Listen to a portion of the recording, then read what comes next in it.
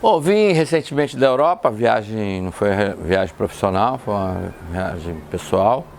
Viagem que estava ali, foi abortada no período da pandemia, né? A gente tinha que fazer de qualquer maneira agora, senão ia perder as passagens. Foi um sufoco remarcar as passagens. Aí aproveitamos, fizemos uma viagem mais longa pela Europa. O que eu peguei lá? Eu peguei lá somente os países por quais eu passei, né? Em especial França e Alemanha, muito agitados. A França já vinha com um tipo de movimento reivindicatório, né? Mas isso se agravou com a reforma da Previdência que o governo Macron está passando quase na marra dentro do parlamento, né? É a forma que não é nada especial, sabe? Vai aumentar em 2 anos, 62 para 64 anos, a idade mínima para se aposentar. E isso não de imediato, hein? Vai ser até 2030. Com isso, a França ainda vai continuar sendo o país em que as pessoas se aposentam mais cedo. Ainda assim, a reação foi muito forte, né, dos sindicatos.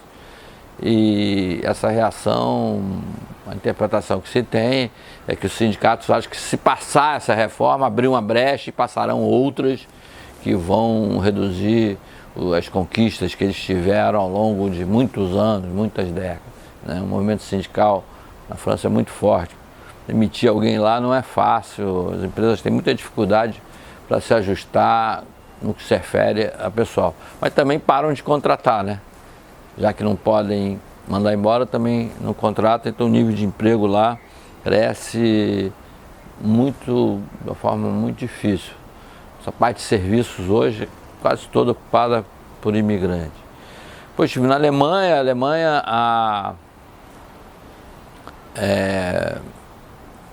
um movimento lá também sindical forte, mas ele está todo voltado para reivindicações salariais, né?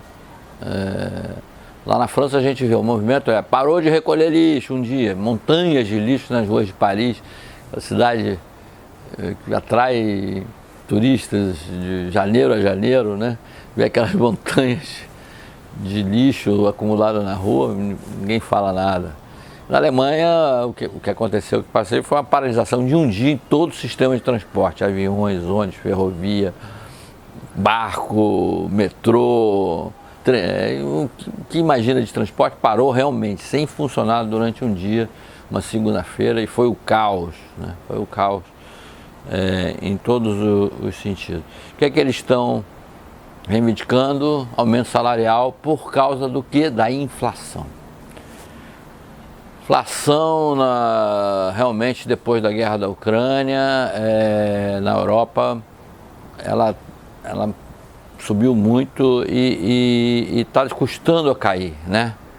Ela está se mantendo até em níveis até acima da inflação brasileira. Seja por causa do custo da energia, a gente tem que importar gás natural de outras fontes, que não a Rússia, não compram petróleo russo por causa da guerra da Ucrânia. Também os alimentos subiram muito. Depois eu passei na Polônia, que é um país que está crescendo, né? A Polônia cresce, a economia polonesa cresce acima da média europeia. E aí me falavam, o pepino, não sei como é que pepino para eles é importante na dieta deles. Eles usam, o preço do pepino está uma barbaridade, eu não sei como as pessoas mais pobres estão fazendo. Me citaram o preço do pepino, mas de uma maneira geral a alimentação lá está muito mais cara e as pessoas estão sentindo na pele, sentindo no bolso o efeito da guerra da Ucrânia. Lá na Polônia essa questão da guerra é mais presente, porque eles são vizinhos ali da Ucrânia e eles têm uma aversão à Rússia, de Putin, e também aos russos em geral. Os poloneses historicamente sofreram muito nas mãos dos russos. Desde o final do século XVIII, quando o Império Czarista tomou parte do atual território da Polônia e governou aquilo por 120 anos, a Polônia deixou de existir por 120 anos. E depois, na época do comunismo também, sofreram muito nas mãos dos russos. Então a versão que eles têm aos russos quase se assemelha à versão que eles têm aos alemães, né? Que destruíram o país na Segunda Guerra Mundial. A versão acho que é até maior no caso dos russos. E eles estão achando que não pode ceder, no caso da Ucrânia, desde o fim da Segunda Guerra Mundial, o que garantiu a paz na Europa foi o respeito às fronteiras, que não eram aquelas fronteiras originárias de antes da Segunda Guerra. As fronteiras se modificaram. Mesmo assim, mesmo alguns países perdendo e ganhando territórios, essas fronteiras foram respeitadas. E o único país que não tem respeitado isso é a Rússia, né?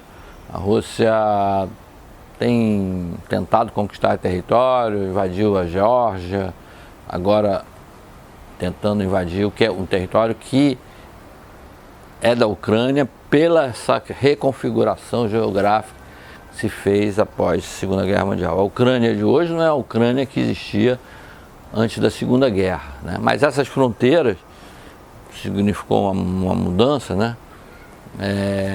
Tinham sido respeitadas desde o fim da Segunda Guerra Mundial.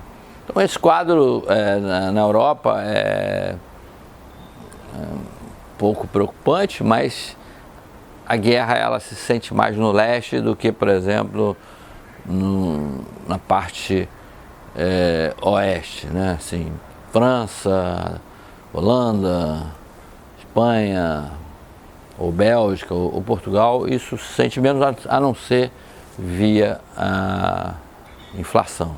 A inflação está na pauta lá e isso está gerando alguns movimentos reivindicatórios da população na Europa, em todos os países, em mais grau, mais intensas e menos intensas.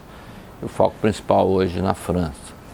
Mas é esse quadro que eu vi superficialmente, não foi uma viagem profissional, mas sabe como é jornalista, ele não consegue ficar sem observar essas questões, mesmo viajando a passeio.